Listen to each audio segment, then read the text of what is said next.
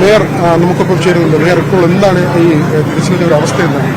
നമ്മളിപ്പോ ബഹുമാന്യനായ ശിവൻകുട്ടി മിനിസ്റ്റർ യോഗത്തിൽ തീരുമാനിച്ചതുപോലെ ഈ ടണലിന്റെ അടിയിൽ വരുന്ന ഈ മാലിന്യം റെയിൽവേ അടിയന്തരമായി മാറ്റുക എന്നുള്ളതാണ് ഒരു പോസിബിലിറ്റി എന്ന് പറയുന്നത്. ബാക്കി സ്കാറ്റേർഡ് ആയിട്ടുള്ള പരിശോധനകളൊക്കെ നടക്കുന്നുണ്ട്. പക്ഷേ നമ്മുടെ സ്കൂബ ടീം പറഞ്ഞതുപോലെ ഇതിന്റെ ഉള്ളിലേക്ക് പോകുന്ന ആ ഭാഗത്തേക്ക് നമുക്ക് പരിശോധിക്കുന്ന സമയത്ത് അങ്ങോട്ട് ക്രോസ് ചെയ്ത് പോകാൻ പറ്റാത്ത അത്രയും മാലിന്യം ഡെപ്പോസിറ്റ് ആണ് നമുക്ക് കാണുന്നത്. ഇപ്പോൾ വെള്ളത്തിന്റെ അളവ് ഇപ്പം മഴയില്ലാത്തതുകൊണ്ട് കുറഞ്ഞു നിൽക്കുന്നത് കൊണ്ട് സ്കൂബ ടീമിന് പോകാൻ ഡൈവ് ചെയ്യാനുള്ള പ്രയാസം കൊണ്ട് ഈ മാലിന്യത്തിൽ തട്ടി നിൽക്കുന്നു എന്നുള്ളതാണ്. അപ്പൊ നമുക്ക് ആ സൈഡിൽ നിന്ന് റെയിൽവേ ഇപ്പൊ നിലവിൽ കൊടുത്തിരിക്കുന്ന കരാറ് പ്രകാരമുള്ള വേസ്റ്റുകൾ മാറ്റിയാൽ നമുക്ക് ഇതൊന്ന് പെട്ടെന്ന് തന്നെ ക്രോസ് ചെയ്ത് പോകാൻ വേണ്ടി പറ്റും.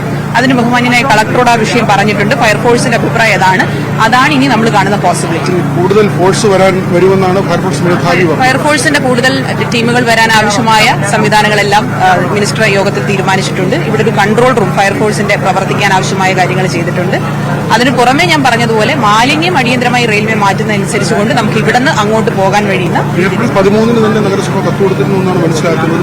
പിന്നെയും കത്ത് കൊടുത്തിരുന്നു, അല്ലെങ്കിൽ ഈടാക്കും, അതായത് ശിക്ഷ ഒരു നടപടി എന്ന നിലയ്ക്ക് തന്നെ വരുമെന്നുള്ള കത്ത് നൽകിയിരുന്നു, പിഴ ഈടാക്കാനുള്ള. എന്നിട്ടും നടപടി ഉണ്ടായില്ല, വൈകി എന്നാണ്.